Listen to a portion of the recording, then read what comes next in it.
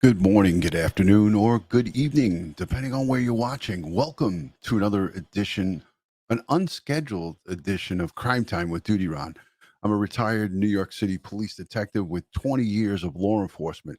And if you like all things true crime related from a police perspective, hit the subscribe button, hit that notification bell so you'll get all things DutyRon when I go live or upload another video.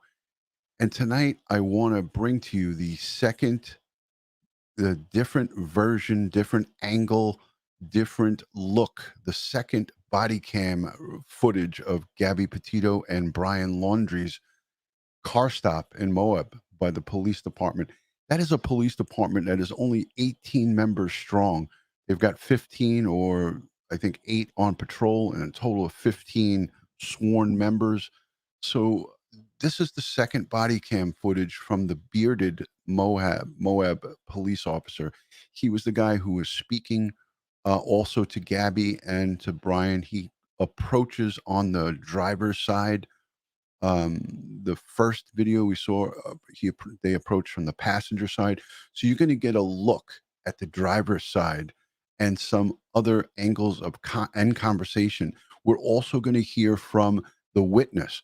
This police officer goes back to his cruiser and he calls the witness. Now, I'm coming live to you tonight because this just got released. And I felt it was important that we spoke about this. And I want to just make a statement here quickly is that no matter what the police did that night, whether they arrested both of them, they arrested one of them, or it was flipped around where Gabby had a hotel room and he was staying in the van, I don't think that the end result would have been changed. Now, that's my opinion, and don't crucify me for being the messenger of that. I feel that the outcome would have been the same no matter what happened that night. But we don't have a crystal ball. We can't predict the future. So maybe it could have been a little different. But I think the end result is that they wanted to be together. And you'll hear both Gabby and Brian Laundrie, Dirty Laundrie. He'll say, I don't want her arrested. I just want, this to go away. We get a different perspective of the car stop. So I'm going to play it for you without further ado. And if you suffer from PTSD or seeing something like this is not going to be good for you, don't watch it. It's about 52 minutes, but I'm only going to play about 35 minutes of it. So you guys can get a good look about what happened. I want you to hear what the witness says. I want you to hear what the witness says because they call him on the phone. I believe his name is Chris. They call him and they talk to him. So let's listen in here. And this is the car stop from the driver's side view and the bearded officer who was assisting. So let's listen in.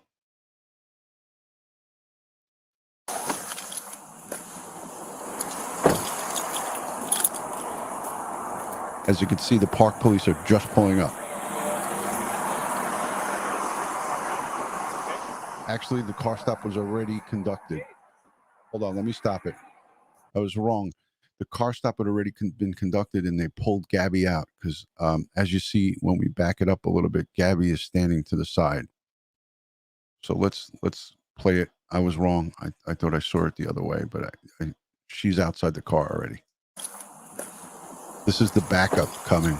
Yeah, there's the first car, and she's right to the right here. So this is shortly after the initial stop. Let's hear what Brian has to say. How's it going? How are you doing? Good. Hey, we got a call about a male hitting a female and the two of them getting in this vehicle and taking off. So I don't want to try and defend myself by saying anything here, but I pushed her away. She gets really worked up, and when she does, she swings and she had her cell phone in her hand. So I was just trying to push her away. But Gabrielle, you're talking about fiance, right? What's that?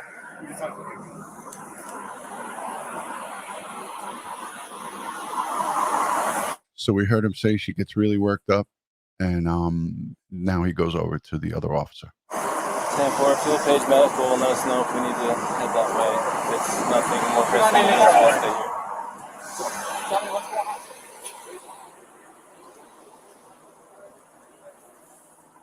It's 10-14 at this point. They're going to get their ride to get their cars from being in traffic. It's going to be quicker if they get there.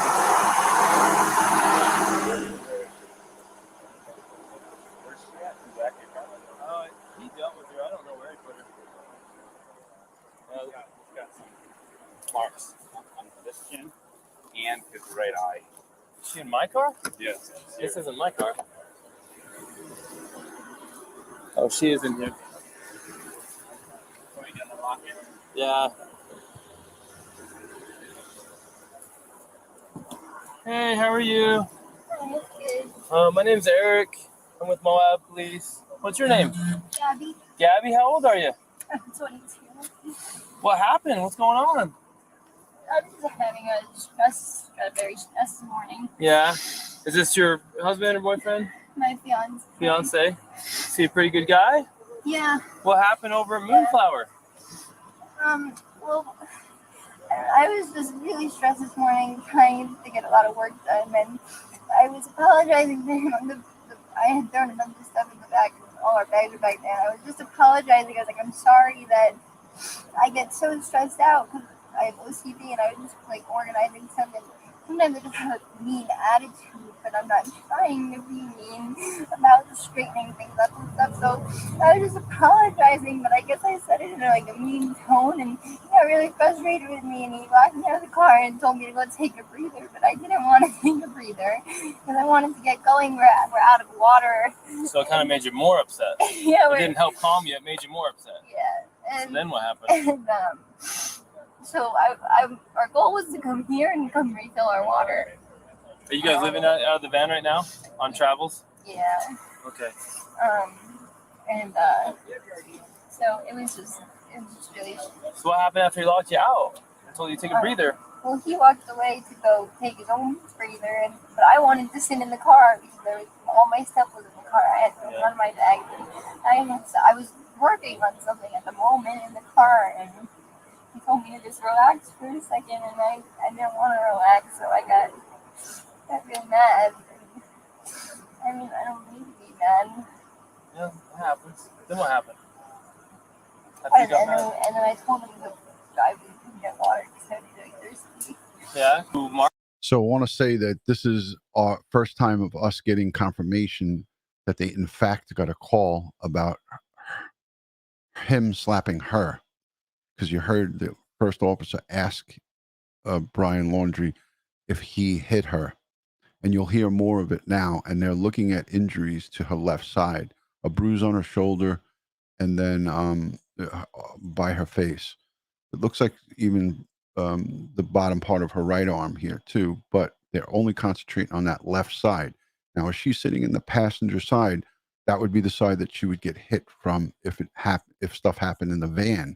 But outside in front of the establishment, they were out on the street. She was trying to hop into the car, and she did eventually hop in through the window of the vehicle. So this is first time us hearing some of these details. So let's listen in.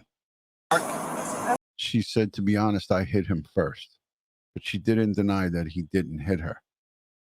So this is first time really hearing this, and this is a much better view. Did you hit him? I slapped him. You slapped him first, and then just on his face? And he gets kind of shut up. Violence, victim shaming. She's taking responsibility for his actions. She's justifying it to try to keep him out of trouble. And she's seeing that it's getting herself into trouble. But she is saying, yes, he hit me, but I hit him first.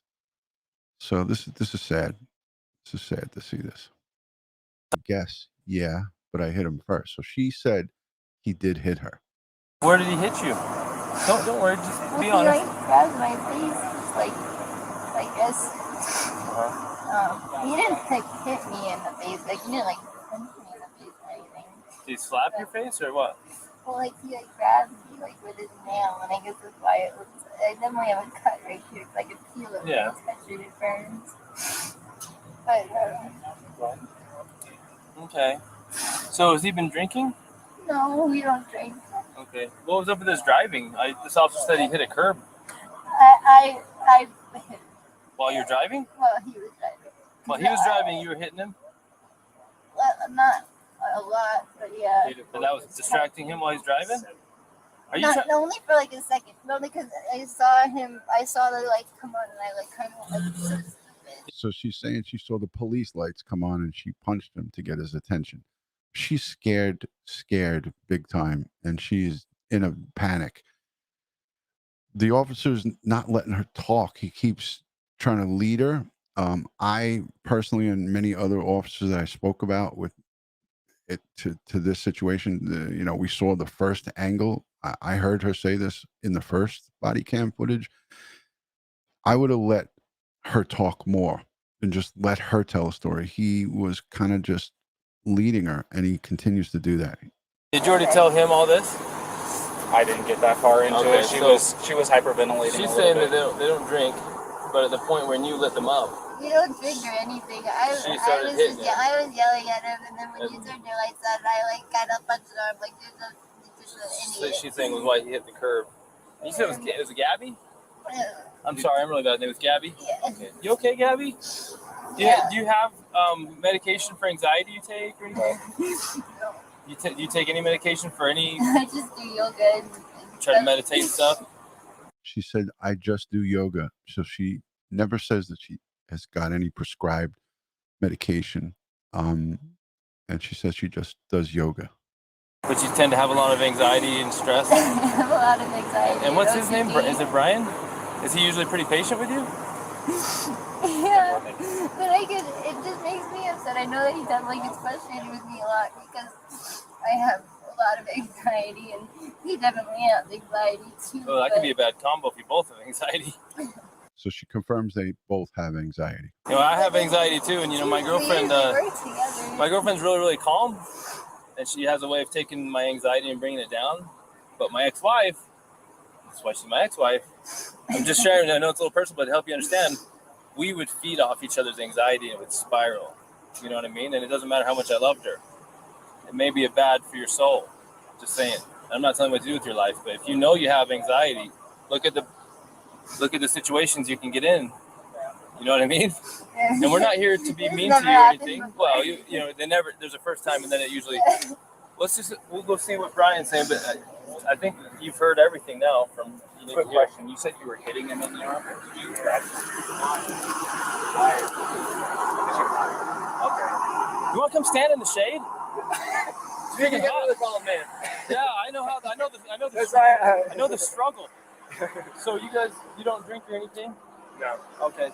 So you were talking to these officers, and I don't mean to butt in. I just felt kind of bad for you. Maybe even if you stand here, you'll have more shade. I don't want to be Right? weirdo ducking down, but No, I know how it I have is. a big sombrero. Well, did you already give a statement to this officer? I got this gentleman here.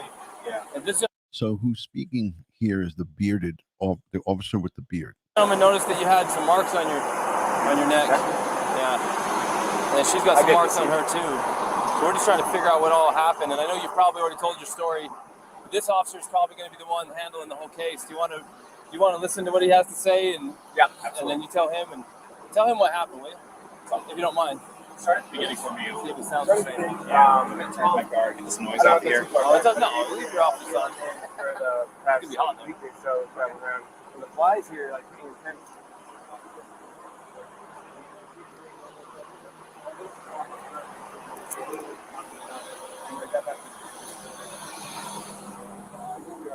Food around the little bit of that. She gets a little. We take those to a pump. Thanks. Thank you. Do you think that they wired when I get wired? Oh no, apparently they don't even drink. She says that he hit the curb because when Officer Roberts turned his lights on, she started punching him because of the trouble there was. So the relationship's going well. Yeah, he can drink water. Thanks.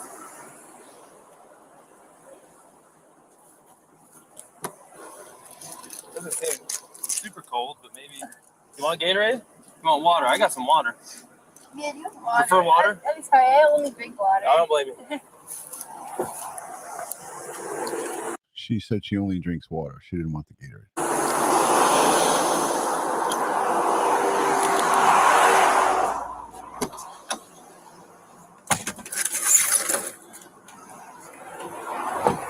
Oh, here. How do I do this? She says that she can only drink water. Are you worried about her story? Like, should I tell her? No, you can talk to her. She seems like a really sweet girl, 22 or something. So that female officer, she's a park ranger, she asked him if it's okay if she speaks to him. So I'm hoping that she has body cam footage that we could see as well and hear? A lot of anxiety, and from what she's claiming, she's the full-on aggressor here. That's kind of what he was saying. I'd love to go talk to the independent witnesses, and maybe that's what I'll go do. Yeah, there's a couple waters. Here's this back, because you might need that for someone else.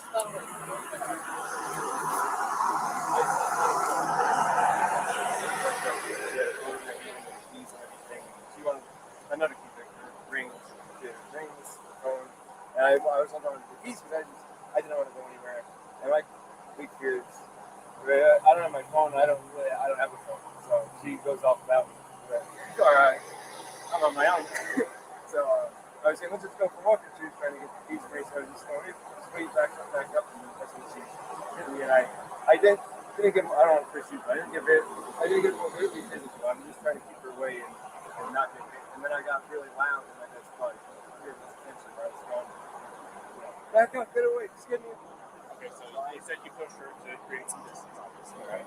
What happened after that? What got distracted? Okay, Google. Hey, Joe, I agree with that statement. But again, from the beginning, from the very first time I did the video on this, I said that I would have probably done a cross complaint and locked both of them up based on the statements that were said. She admitted that he hit her. She admitted that she hit him. So in my eyes, it's a ground ball cross complaint. It wouldn't have fixed the situation, I don't think, because they both would have been out early in the morning. But again, that's what I would have done.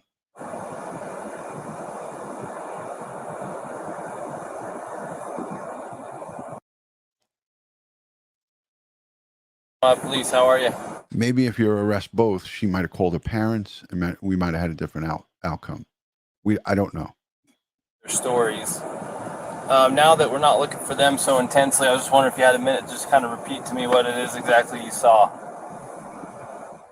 No problem, sir. Yeah, so.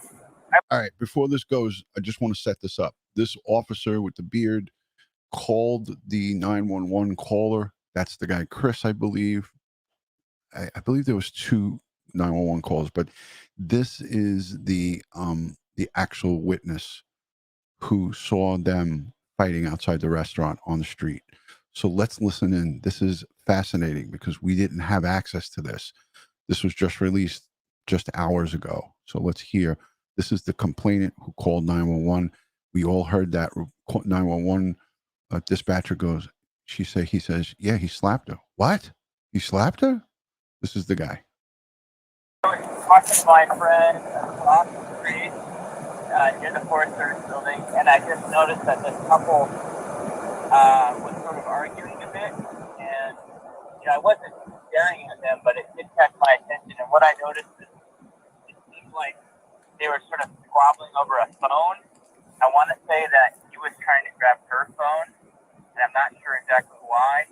And then it seems like he had sort of blocked the one side of the van and sort of wasn't letting her in. And then the male was stepping into the driver's seat.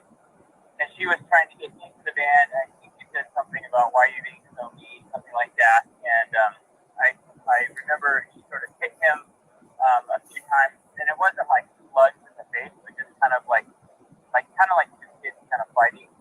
They reminded me of very secure, I don't know, children sort of fighting. But there seemed like something was off. It seemed like a weird vibe. And eventually he's like, she crawled into the driver's seat, sort of like got into the vehicle over his lap, sort of forced her way in, I guess. And then they were in the car, and then they just drove away. So I wasn't sure what the nature of the argument was or what. It just seems like there was some sort of disagreement and some sort of like shutting. I don't know why she would have entered through the driver's door. I thought that was strange. So I thought about calling it in, but as soon as I walked up this bar, there was another gentleman who was already calling it in. So I was like, oh, good on you. That seemed a bit off. I wasn't sure what to do in that situation, but that's what I saw. And if there's any other specific questions, I'm happy to try to answer. Did you ever see the male strike the female? I would say that I think I saw maybe a foot or a shove, but not like a full-on punch to the face or anything. Was A push or a shove. So that is contradictory to what was called into 911. Now, this officer is interviewing the witness after the fact of after he reported it. And a lot of times, in my experience as a detective, when I question people, sometimes on the scene, at the scene of the crime, they'll give a statement. And then when they come into the station house and they come into the squad, they give a little different version. So here, he did not say that he slapped or punched her. the shove like in? Was the shove? If there's any other specific questions, I'm happy to try to answer. Did you ever see the male strike the female? I would say that I think I saw maybe a push or a shove, but not like a full-on punch to the face or anything. Okay. All right. So even if this isn't the same guy, this is another witness. So again, this is what they're going with. He made the call to this caller, and this is what they were dealing with on the scene. So I'm not trying to defend anybody. I'm not trying to say anything. So everybody, please grab a hold of yourselves. I'm just saying that this is what they're getting. This is what the officers are dealing with. Was the shove like in? Was the shove or push an aggression towards her, or was it a defensive maneuver away from her, or to get her away from him? That's a good question. It was unclear what was going on to me, but it did seem like he was. It seemed like he was trying to close off the passenger side of the vehicle and close things up. It almost seemed like he put that backpack or something on the back of the vehicle. I'm not sure. And then he was stepping in and she was out trying to get in. So maybe. Okay. I don't. It was the whole thing was off, and so no, I didn't see anything that was like him taking after her or hitting her or vice versa. It was kind of light, and they were almost kind of laughing, and I wasn't sure if they were just joking around, to be honest. But then it got more strange as he was in the vehicle about to drive off. But you did see her slapping him, though. It sounds like. Yeah, it was like my memory is he was in the driver's seat, and she has the driver's door open, and she's like kind of hitting him either in the arm or maybe on the face, maybe with an open hand, like, hey, let me in, don't be a jerk, something like that. Okay. Well, your story is really, really helpful because you're an independent witness, and we've just interviewed both of them, and what you're saying is making everything make a lot of sense. So I really appreciate that I ran into you and that I was able to get your number and talk to you. So thank you very much. If we need to ask for a written statement, obviously it's voluntary, it's helpful, but at this point I don't know if we need to go that far unless you're around and super willing at this moment. I can meet you and get a statement. Yeah, no, I live here, totally willing to do that. Oh, nice. Okay. Maybe I'll just go. Yeah, I can go write it down now before memory fades. Because, like I said, I was kind of just casually observing, but something did seem off, and just wanted to make sure that no one was in a bad situation. So where can we find you to give you a form real quick? And it shuts off because he's telling me. About 10-15 minutes. Telling his address. okay, cool. Thank you. Appreciate you. All right, bye.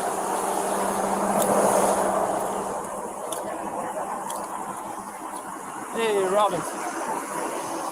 So I just got off the phone with one of the two witnesses, and I recorded it. Do you want me to tell you what he said real quick? Do you mind hanging with him for a minute?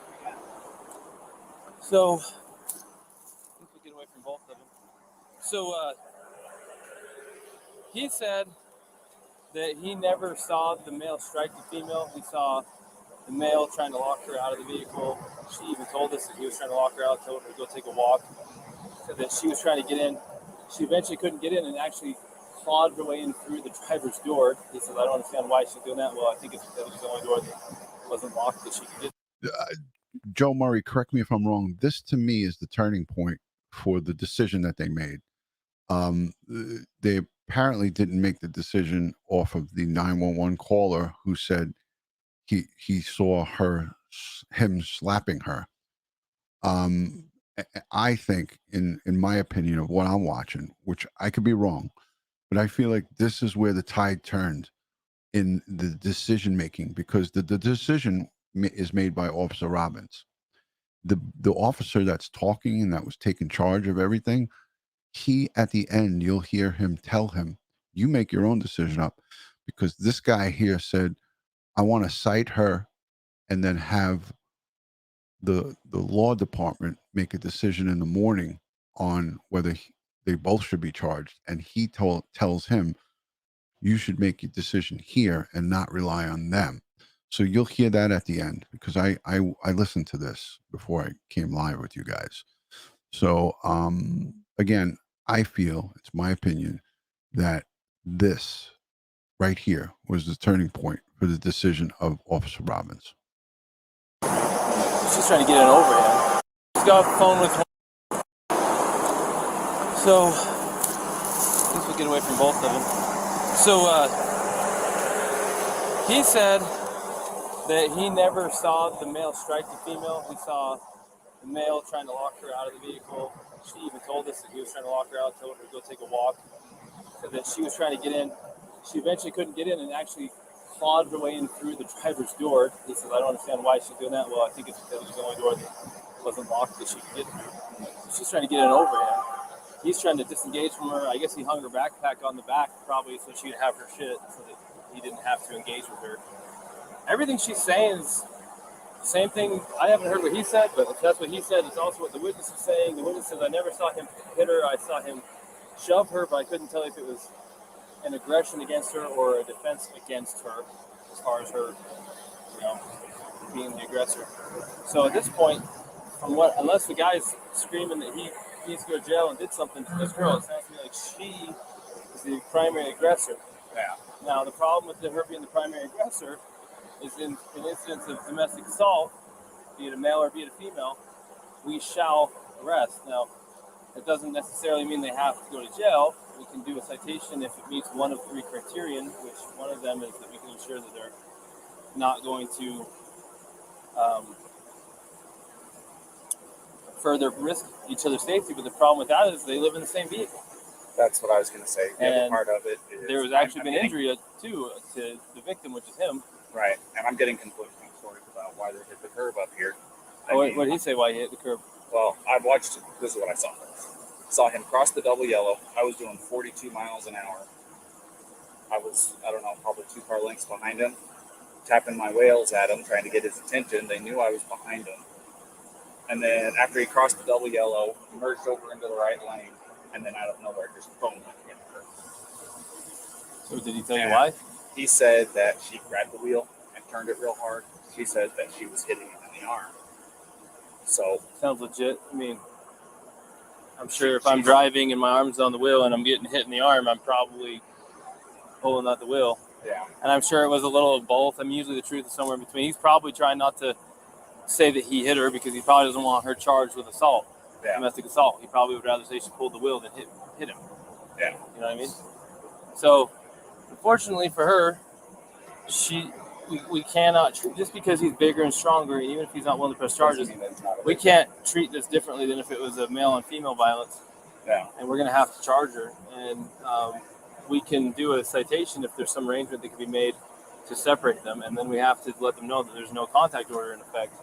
Yeah. And then we have to let him know the only way to drop it is go into the police department during business hours and fill out a waiver, which, by the way, what's today? Thursday? Today. So it won't be till tomorrow. And they're only there till noon, I think. Yeah. Which I'm sure he's going to want to drop it. Well, the other part of it is they said they've been on 4 or 5 months that they've been living out of the family. Well, this is really bad news. So let's talk to him first. Yeah. His name's Brian. Did you ask him yet and take pictures of him? Yeah. No, okay. So Brian, unfortunately, in the state of Utah, we don't have discretion on some things. Like, for example, if I pull you over for speeding and I want to give you a warning, I can do that because it's under a Class A. It's a Class B or under. If I want to give you warnings for all kinds of stuff, I can. But there's a few things I can't. When I say I, the police, I'm not in charge. The best thing we could do to not... The law says we have to charge her. It doesn't say we have to put her in jail. Okay? But it also says we have to separate, do a no contact order, and then we have to put her in jail if we cannot separate. And there's a little problem here. Is you guys are out of Florida living in the van together. How are we supposed to separate you guys? Now, I don't want to take this small 20. What is she? Yes, a 22-year-old. 22-year-old female at jail. jail. That you could definitely defend yourself against, but at the same time, we can't say because you're a male and she's a female, we can't treat this different than if you were the male hitting her. We got to treat it the same. Yeah, no. So she's kind of in a tough spot. So unless you have an idea about how she can not go to jail and be separated, do you have friends in town? Somewhere she can stay? Tomorrow, if you want to, it's up to you. You can go to jail? You can't because we don't have a charge for you. Now, tomorrow, if he just asked them, can I go to jail in lieu of her? So this is what surprised me, because if he in fact was being ruthless, he wouldn't have said anything. He wouldn't have said, can you take me to jail? So this is just a little bit surprising. If you wanted to be with her again tomorrow, I'm gonna take your radio. if you want to be with her again tomorrow, because it's after 5, so our office is closed, you can go to the police department, fill out a waiver to drop the no contact order, so you guys can still be together. But she's gonna have a court date online in a week or two. She's gonna have to show up for her court date online and answer. The prosecutor might drop it. They might say, for example, if you're not willing to pursue it, if that's your decision. I was going to say, it definitely is. I'm not going to pursue anything too much. My fiance, I love her, it's just a little squabble. I'm sorry that I had to get so public. So I just want to get like the checklist of things I got to do to get rid of it. So if you want her back, well, she'll get a paper with a court date. Okay? How do I get rid of it? Well, the court date has to be attended in order for them to decide whether they need to continue or drop it. The first is just an initial appearance to say, are you who we think you are? Yes. Do you understand the charge that's been brought against you? Yes or no? Yes or no, the answer. Do you have an attorney? Yes or no? Do you need one? And then from there, she can ask to speak with the prosecutor. The prosecutor might be contacting you and say, hey, man, I know she's 110 pounds soaking wet and you're a big, strong guy, and we understand you're not even wanting to pursue this, but the cops have to follow the statute. How, what in the interest of you, if justice for you as a victim, what do you think? And they can decide to still prosecute her, or they can decide to drop it, or they can decide to give her a plea and make it kind of go away if she behaves from now on. But that still does not eliminate the first court appearance that she has to attend, which thankfully for you guys is going to be online. So you don't have. So if you're out of town, so here's the thing: if you're out of town and she doesn't come into her court appearance online, they can suspend her driver's license. They can issue a warrant for her. So she needs to play ball and go. Yeah. Does that make sense? Yeah. And we're a team. Me and her are a team. I'm sorry about all this. I apologize again. But so she's got her online court date. Just acknowledge that she's hurt, and then she's got the one for the. Well, there's automatically right now there's something called a no contact order in place. Yeah. From this point forward until tomorrow, if you wish to drop it, you have to go into the 217 East Center Street, Moab City Police Department, and you have to ask. We'll give it to you. You want to fill out a waiver that you're requesting a waiving of the contact order, the no contact order. The no contact order means she cannot come into contact with you, she cannot talk to you, she cannot text you, she cannot go onto any premises that you're occupying, she cannot go to your vehicle. And until you drop that, or until court date, if you don't drop it, it stays in effect until midnight on the day of court. And then that gives you time to get a protective order, a long-term one, if you feel like you need one. But it sounds like you don't even want this one. So tomorrow, they open at 8. You can go in the police department. You can fill out the waiver. They can remove it. Then you can say, hey, babe, where you at? Let me pick you up. And you can pick her up. Now, we're hoping not to put her in jail, but if she doesn't have somewhere to go tonight to be separate from you, then where are we supposed to I can't talk to her now because it's separation. Because there's no contact order now. So tell me this. Do you guys have enough money for like a hotel room or anything like that? Because what we could do is we'd cite her for this, and then he was saying to them, I can't talk to her now because we have to be separated. But he was suggesting, hey, can I go talk to her? But they said, no. I'd give her a ride over to whatever hotel you guys is choosing. You can pick her up there tomorrow if you want to drop the no. They don't on your way to go pick her up, you stop over there at the PD, sign the paperwork that they're requesting, and then you can go pick her up quite literally within minutes. Unless you know someone else in town that's a friend that she can stay with. Yeah. Yeah, no, unfortunately not. I don't, and I guess that. Man, I sure hate to. I don't want her to go to jail. Will it be if she goes to jail? It's like that goes down somewhere instead of her going to the hotel, right? If you did a citation, it would be. It kind of depends. So if she goes to jail, they're gonna book her, and they'll take her fingerprints. It's gonna go on her criminal history, and then if they don't convict her, then it will just show that it was dismissed. It will show up on her criminal history, but the charge was dismissed. If she is found guilty, it'll show up if she was guilty of domestic assault. But the charge itself will show up on her criminal history until she gets it expunged. Now, even if we give her a ticket, we're still going to take a fingerprint, and it's still going to show up. Either way, it's still going to show up. There's no way around a Class A. Or is this Class B? This is Class B. But they do require a fingerprint on it. Yeah. Okay, so the other part is if you contact her and she contacts you, she can be charged for the Class A. Well, which is a little bit different, but it doesn't help us. If you were to contact her and she responds to you, then she could get a new charge for violating the no contact order. The no contact order doesn't restrict you; it restricts her. So if you go talk to her and we find out you're not in trouble, she'll be in trouble. So it's in your interest to. Does that all make sense? No, I'm getting it all. It's a lot, really quick. No, I'm getting it all. I'm just trying to figure out a way. You don't know anyone in town? You guys been here how long? No, I don't know anyone in town. If she went, she could. I don't think CK will take her if she's the aggressor. No. It is a women's shelter. I'm curious. You could find out and say, hey, she doesn't have where to go. If you did the citation, say she drove off she could drive off in this car. We could give you a ride somewhere. Yeah. I got my backpack. It sucks for you, but I got my backpack. You can spend a night. You want to drive me to Delicate Art? Does she have a good driver's license? And she does have a license. You trust her with your vehicle? And yeah, she can handle it. What's amazing about this is he's laughing about it. His girlfriend is potentially going to jail, his fiance, and he's laughing about it, talking about his backpack. And can you drive me here? It's just amazing to see this. Then you'd kind of be homeless for the night around town. And man, I can't talk to her at all. Well, and I've got to do the thing, so I can't go camping. We can tell her what it is that she needs to do to get through all this, and then let her know what your plan is. Here's the problem, though. If we take you up to Delicate Arch, you're going to be hoofing it from Delicate Arch all the way down to Moab Center Street, so that you can fill out that paperwork. Because if you're not there by noon tomorrow, They're closed at noon tomorrow because it's early out Fridays over the office. So yeah. You won't be here after. You'd be looking at Monday morning before you could actually see her again. And again, we're not trying to make your life hard, but this is written in statute. There's nothing we can do about it. It's designed to protect victims of domestic assault. Not everybody's the same. This is different than normal, but we have to treat everything the same. And that's just how it is. So do you think they can't afford a hotel? No? Very little money we have, for sure. Hotels are expensive here now. You want me to? I'll call CK then. Just see if CK will take you for the night. I'll see if they'll take either one of them. This is a women's shelter. All right. So what everybody gets caught up on is about whose vehicle it is. We know it's registered and insured. It's her vehicle, but they share it together as an engaged, dating for 2 years couple. Now, she told this officer who's talking to him that they were engaged. That's that's her fiance. That was her words, not his. So when a couple is together, police don't say, "Oh, well, you know, you can't go in the car because it's hers. You can't drive the car because it's hers." Like we're all getting hung up on that, and that's not even any kind of issue. There's no criminal issue that he drove the van. They both used the van together. I mean, Joe Murray's here. He's an attorney. He could tell you the legalities of that.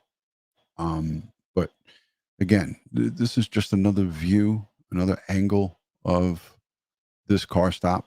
And, you know, now that we know what happened, we can always now sit and say they should have did this, they should have did that.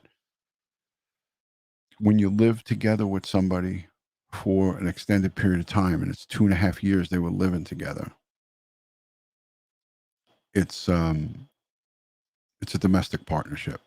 So it's Kerry, again, when you look at it from a law enforcement standpoint, that's how all police officers across the United States look at it. You're living together. It's the same as being married, especially with an extended period of time, 2.5 years.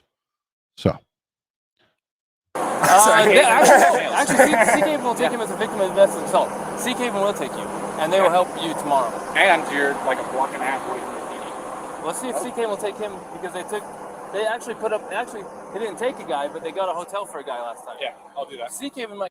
They actually talk about the statute in Utah, and that's where their stop is. It's in Utah. And in Utah, they're considered a domestic partnership. I'll get you a hotel. Now, what she does... I'm happy sleeping outside in a sleeping bag. No, So, like, I don't need a hotel. I think CK will get you a hotel. If you want her to have the van, we don't care. It's up to you. But there's nothing we can do about the rest. I don't want to open my car. I'm just trying to think. I gotta grab my... I gotta make like a little bag. You sweating to death yet? I think we're good. You good? I'm going to talk to you real quick, but I've been talking so much, I got to get some water. I'll be right back. Let me grab water.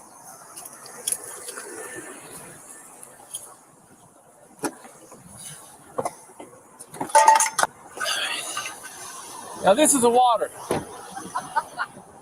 It's cold water. That's what we get visitors. Oh, yeah? Okay, Gabby, when you grow up and you're a full-grown man, this is what you'll drink from. Plus, it's ice cold, and so I'm going to drink from it. Sorry.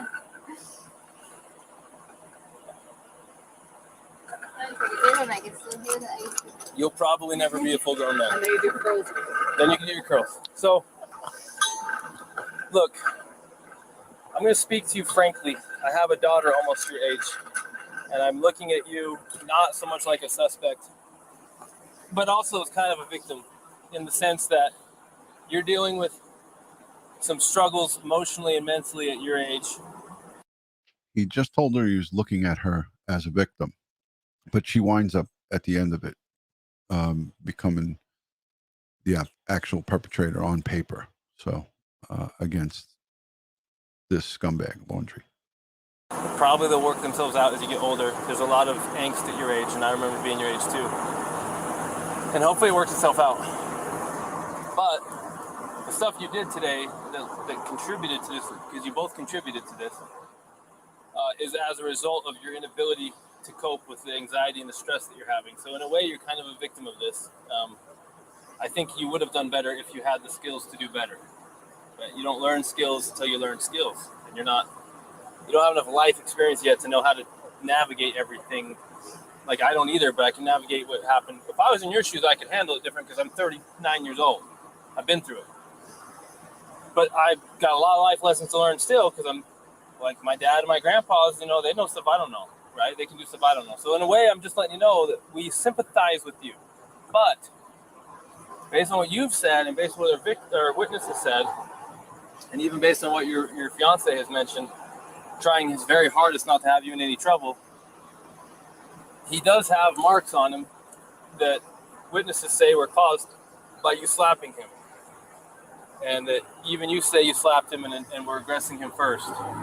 And I don't have anyone saying that he actually punched you aggressively. It sounds like it was shoving in a manner that was probably more consistent with trying to prevent you from entering the van or to get space from you, not to assail you, if that makes sense. So if the tables were turned and he was beating on you and you were shoving him, of course we're going to look at it like, oh, of course she's defending herself to get away from this guy. Well, we're kind of looking at it the same way with him, and we have to treat both fair, even if he's a bigger male and you're a smaller female. The law doesn't say, hey, Officer Pratt and Officer Robbins, you can treat people different based on gender under the same, so we can't. Even if it makes no sense that because you probably could not physically destroy this man the way that he could if he attacked you, we can't treat you different, okay?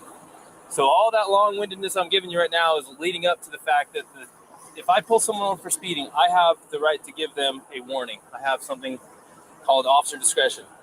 But in the legislature in Utah, they have made a law that if we have a domestic assault, they don't trust the police to make good decisions because too many cops have made bad decisions.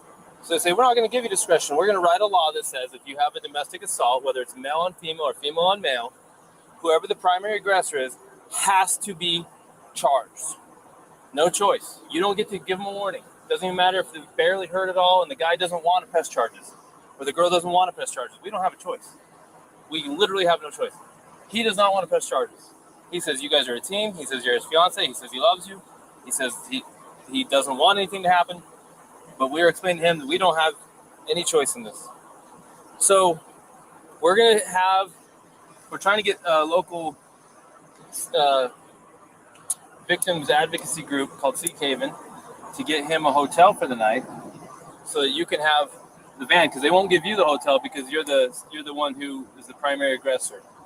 So they're going to consider him the victim. So they're going to get him a hotel. So he wants you so that you don't have to go to jail, because the only thing we can do is take you to jail. He says, well, so she doesn't have to go to jail, then I will accept Sea Haven's help if they'll give me a hotel, and then she can have the van, so she doesn't have to go to jail. She can just have a ticket. When you get the ticket, it's going to give you a phone number to call, and they're going to give you a court date, and that court date will probably be online. I have to come back to Utah? No, it'll be online. Oh. You have a smartphone? Yeah. So you can. I go to court. You're okay. Sorry, I've never heard of this. I didn't know Yeah. this was in When Utah. COVID happened, they switched all the court from in person to online. So when I go to court now, I have a ticket for hitting the curb or something, please, because we're okay. Like, we're just. I understand, but we don't have any, like. Listen, if I had any discretion in this, I would separate you guys for the day and just give you warnings to stop hitting each other. She immediately got upset when he said that she has to return to court and that she's getting a ticket and that she has a court date. So this is what set her off in getting upset. If you watch back, and you could watch it over again, you'll see that she gets very upset when he tells her that he's going to give her a citation, and she has to come back. She said, I got to come back to Utah, and then immediately starts getting upset. And then he just keeps talking. But I lawfully don't have discretion here. I don't have any. Because somebody said something, like a witness said something. There's two witnesses. And then there's what you said and what he said. And guess what? It all matches nicely that you were the primary aggressor, and that the injuries he has were caused by your aggression towards him. Even if he doesn't feel hurt, even if he doesn't want to press charges, there's nothing any cop can do about it. It's written into the law. I know, but I don't. Normally we take people to jail, but he's trying to work it so you can just have the van. Tomorrow, I don't want to be separated. You can have anxiety? Yeah, no, we're a team, please. There's no, what is it? No, like, we're a team, please. It's gonna give me so much anxiety. Can we just have like a driving ticket? Okay, the very best thing I can do is call my supervisor and see if I'm missing something here. Because I'll pay any driving ticket, a parking ticket, anything. Okay. She's saying, I'll pay any fine, any parking ticket, any driving ticket. I can't be separated from him. She didn't want to be separated. And this is part of the anxiety. This is really tough to watch, but this is what happened. Gabby, try to calm down, and I'm going to go call a supervisor. But I don't think that there's much I can do, but let me see if the supervisor can tell me something I'm missing to make this not happen. I can't be alone for the night. I couldn't handle that. I'm sorry. I can't be alone for the night. I can't handle that. That's what she just said. Just give me a minute, okay? You don't have to sit out in the hot sun unless you want.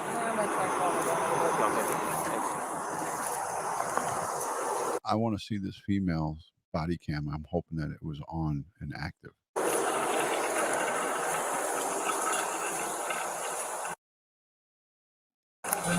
He calls his supervisor now, and then he cites the statute. So I'm going to wait till he goes around to the car to put the audio back on, because all he's doing is drinking now. But this is the bearded officer. And what confuses me is that at the end, which we're coming up to, he just walks away from it. He calls the supervisor now. He just walks away from it and tells the guy, oh, you make the decision. You guys will hear it.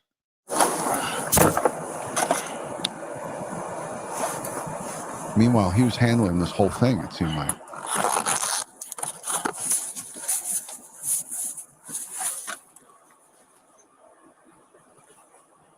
Hey, so a tiny little girl, 22 years old, slapped her boyfriend, her fiance, several times. He's got a little bit of a little tiny abrasion on his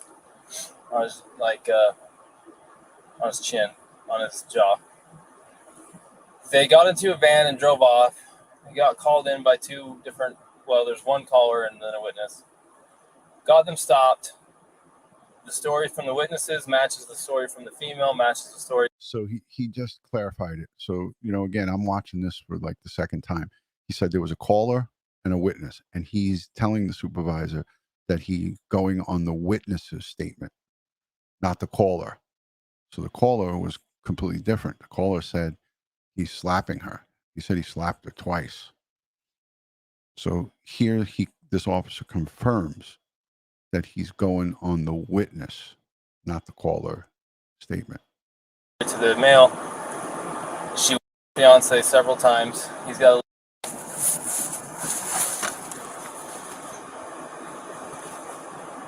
Hey, so a tiny little girl, 22 years old, slapped her boyfriend, her fiance, several times. He's got a little bit of a little tiny abrasion on his on his chin, on his jaw. They got into a van and drove off. He got called in by two different, well, there's one caller and then a witness. Got them stopped. The story from the witnesses matches the story from the female, matches the story to the male. She was pissed off. She's having a rough day. He tries to separate from her. She's not staying away from him. She has severe anxiety problems. He locks her out of the van, says, "You need to go for a walk and cool off." She's forcing her way into the van. She's clawing her way past him into the van to be with him. He's shoving her to get her out of the van, but he's not assaulting her or he's not assailing her. He's trying to keep her out. She's punching, slapping, everything. She's got to be 105 pounds soaking wet, 22, full of anxiety, having a really tough time. Not making excuses, but I mean, it is written in the code. We do have a domestic assault here. He's not wanting to pursue it. He's very adamant. He does not want to pursue it. We're explaining we don't have any discretion on these things. We're giving him a no contact. We're letting Seek Haven see if they can get him a hotel so she can have the van so that we don't have to put her in jail. She's really struggling with the idea of being alone and not with him and not having the van. They want to be together. I told her, look, there's not anything I can do. This is all written into freaking statute. I just said the last thing I can do is call a supervisor and see if where this is such a minor. There's like a slap fight, and the injury is from a fingernail. I just don't know if it's worth the whole domestic thing or not, or if it's going to get some trouble if we don't do it this way. I would have loved to heard the other side. I would have loved to heard what the supervisor's saying, because he says, I don't know if we'll get in trouble if we don't do it. Meaning, if we don't arrest Gabby. That's who he's referring to here, guys.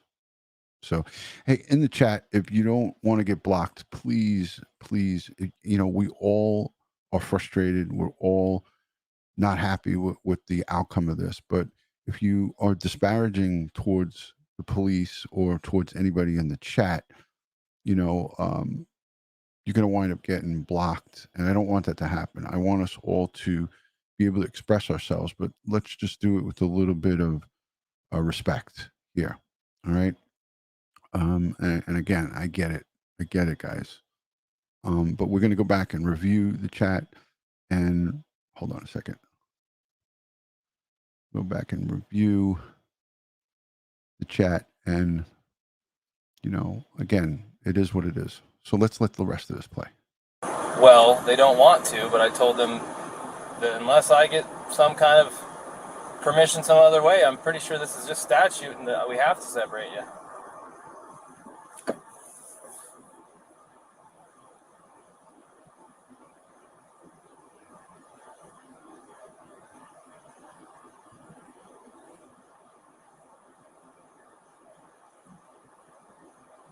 As far as the domestic assault charge, what do you think about that?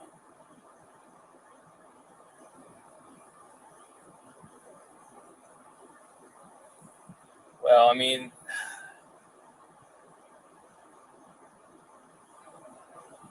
do the whole thing or not? But is there a way to not do anything on something like this? I mean, it's so minor. It's hard to say, right? I'm going to go reread the statute and just see if it fits or if there's a way it doesn't fit. And if I can find a way that, because it really is this, the spirit of the law is being lost on this one. It really is. So let me see what I can find. And if nothing else, then we'll have to separate him whether she likes it or not. All right. Thanks. Bye. Thanks. Bye. All right, he's looking up a statute right now. He's Googling and getting on to the Utah statute.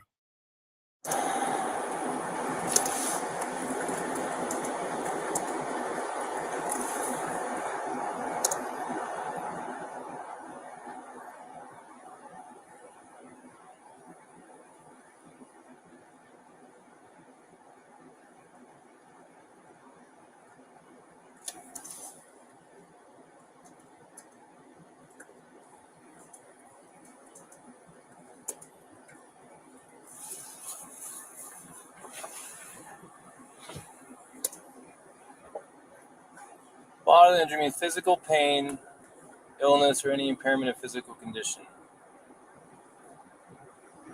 So let's see. He's not ill. He doesn't have an impairment of physical condition. And if he's not in pain, like how far do you want to go with this? Like, you know why the domestic assault code is there? It's there to protect people, especially the reason why they don't give us discretion on these things is because too many times women who are at risk want to go back to their abuser. They just wanted him to stop, and they don't want to have to be separated. They don't want him charged. They don't want him to go to jail, and then they end up getting worse and worse treatment, and then they end up getting killed. How ironic is that? Oh, God. That statement right there says it all. I mean, I would put a wow in the chat.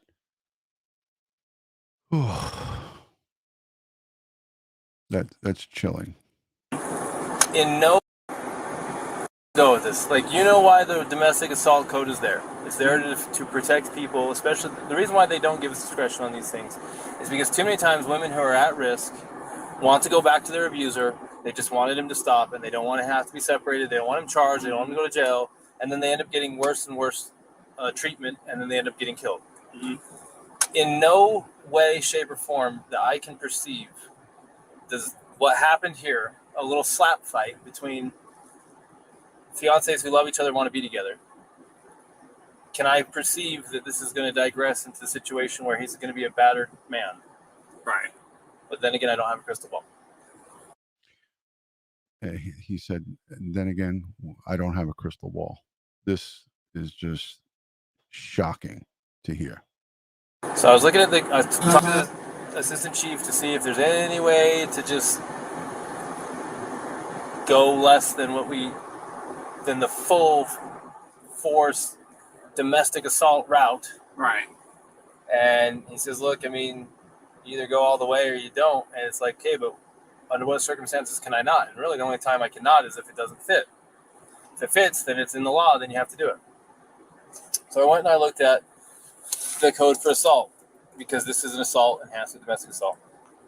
Utah Code assault. Now, you and I both know what it is, but think of how valuable it is to look it up and read it word for word, especially when what you're doing is going to get evaluated by a court who cares a lot about words.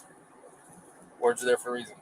Assault is an attempt with unlawful force or violence to do bodily injury to another. So did she attempt to do bodily injury to him? She went to smack him. Was it her intention to do him bodily injury? Now, that's what we have to find out, because it says bodily injury is, that by definition, physical pain, illness, or any impairment of physical condition. This ties into when the officer goes over in the first body cam footage and says, this is a very important question that I'm about to ask you. Think about this before you answer this question. And this question, based on your answer, is going to be very, very important. And he based it on that right there. Well, he's got a swollen right eye. We don't care what the result was. We care about the intent. So we got to go find intent. If she did not intend to cause him pain or illness or to cause him...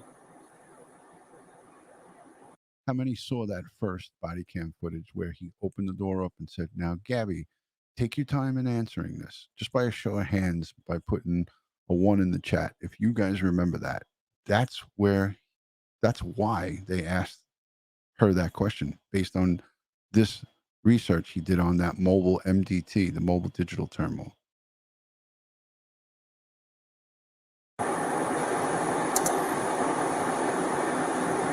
Impairment of physical condition. Was it intent and attempt, or intent or attempt? When you're attempting to do something, you have to intend to do it. True. If I attempt to get a basketball through a hoop, I have to intend to do it. Intent is implicit with attempt. Right. Okay, so what was her intent? What was her intention? If you go ask her, what was your intention when you were slapping him? And she says, I wanted him to hurt or be ill or impair his physical condition, then there's nothing we can do. Okay. One way to word it might be, hey, when you slapped him, were you intending to cause him physical pain? And let's get rid of illness because it has nothing to do with it. Physical pain or impairment of his physical condition. This is where he was coached by this officer on the law, and what to ask. And he asks her almost verbatim the statute. That's your intention. Is that what you were attempting to do? That's what it says right here, an attempt. Right. Were you attempting to cause him pain or an impairment of physical condition? Whatever she answers to that question will seal her fate. Because the only way you know what she was attempting to do is by asking her. Right. And that's what they're going to go do. That's what he's going to go do now. That's right. That's how people laugh someone that way. Here it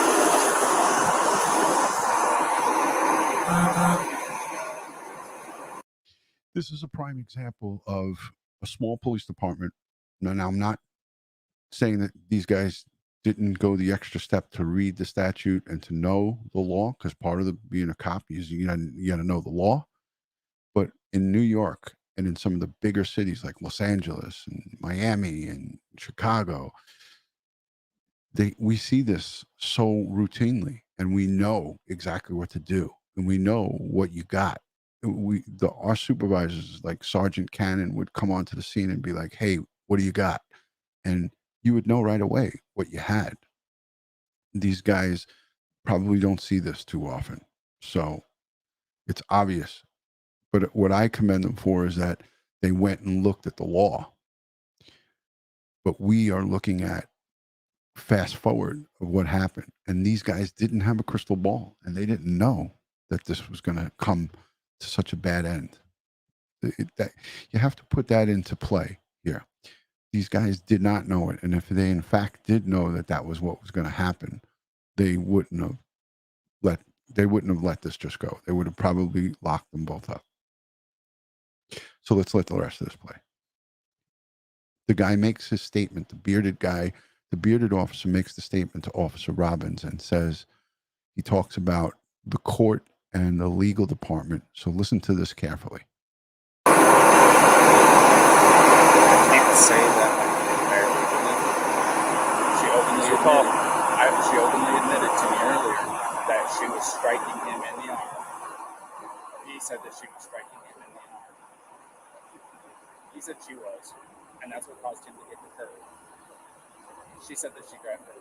I might have this too mixed up. No, she said that too, that she started distracting him by hitting him, and that he probably looked at her, and that's why the mark is on the window side. And she said it was her fault that he swerved because she was distracting him by hitting him. But she said she didn't try to hurt him, it wasn't malicious, she thought that he wasn't listening to her. So assault is an attempt with unlawful force or violence to do bodily injury to another. The code for bodily injury, the definition says, bodily injury is infliction of pain or physical impairment or illness. So you can go.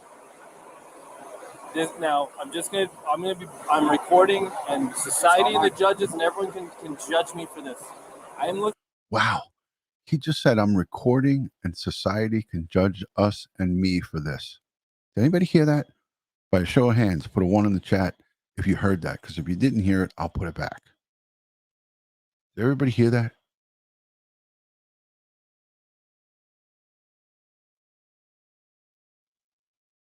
Wow.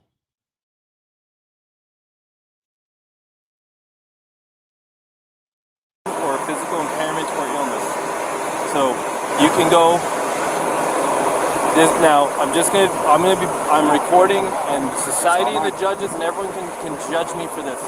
I am looking at a 110-pound female and her fiance who have no means to be separated. He doesn't want to pursue it. She's not a threat to him, more than slight abrasions from her fingernails. I don't care if we use the actual letter of the law to not charge, but I also don't care because it literally does possibly make perfect sense to go full-on domestic assault and do the whole thing. This is your opportunity to make the decision. Let's do this. I support you either way. Let's do this. taking your advice. Let me do a crime report on this. Won't charge right now. Won't cite her for it right now. We'll send it off to the county attorney, city attorney, because it is a people. Send it off to the city attorney. Let them screen it and make a decision. If you send it to the city attorney and they strongly disagree with your decision and they throw a complete fit, you might hear about it in a very negative way. Right. So I would make a decision yourself. I'd rather be dinged for a decision I made than a decision I didn't make. Especially if they think you're completely... Like she said, I'd rather be judged for the decision I made than the decision I didn't make. So he's saying this officer with the hat and the glasses facing us said, I want to wait to cite her. And he was saying, I don't want to arrest her, and I'm going to let her go and let the city attorney look at the letter of the law and make the decision. And then the bearded cop said, that could be very bad for you. So this is all on body cam footage. So there's no, it's they're very transparent. It's going to be, they're going to continue to talk about this. And, you know, this is not the last of what we heard from Moab. So Moab is, you know, you have the chief of police took a leave of absence. You know, heads are going to spin. There's going to be a lot of scrutiny. There's going to be a lot of things that come out of this, no doubt. Negligent in your decision. That's Why give it to them? let's do this. I support you either way. Let's do this. Taking your advice. Let me do a crime report on this. Won't charge right now. Won't cite her for it right now. We'll send it off to the county attorney, city attorney, because it is a people. Send it off to the city attorney. Let them screen it and make a decision. If you send it to the city attorney and they strongly disagree with your decision and they throw a complete fit, you might hear about it in a very negative way. Right. So I would make a decision yourself. I'd rather be dinged for a decision I made than a decision I didn't make. Especially if they think you're completely negligent in your decision. That's Why give it to them? The only reason to give it to them is if you're not sure if you have enough for something and you want them to decide if they have enough. So I support you. I'm not joking. If we need to go all the way to jail or whatever we need to do, all the way down to... your ears out. No, go ahead.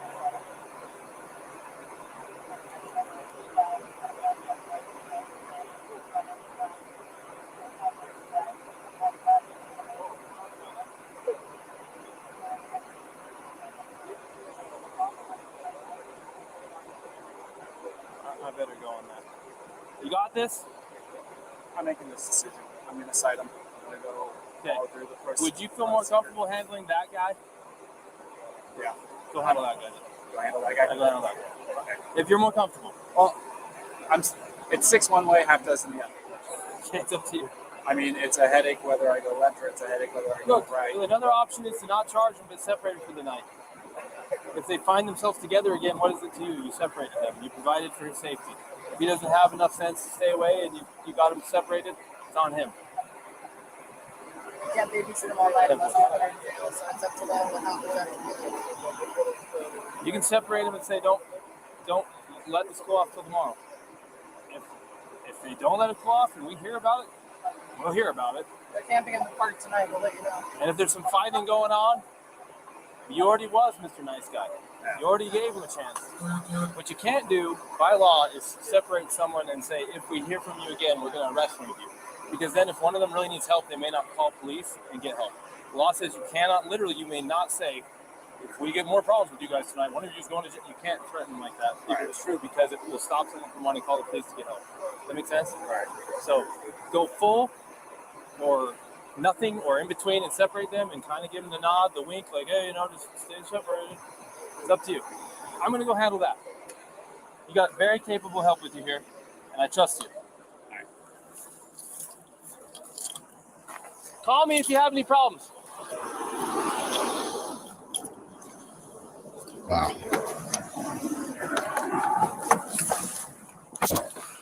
SOTTA, I'll separate. I'll be en route to that. Talk to you now.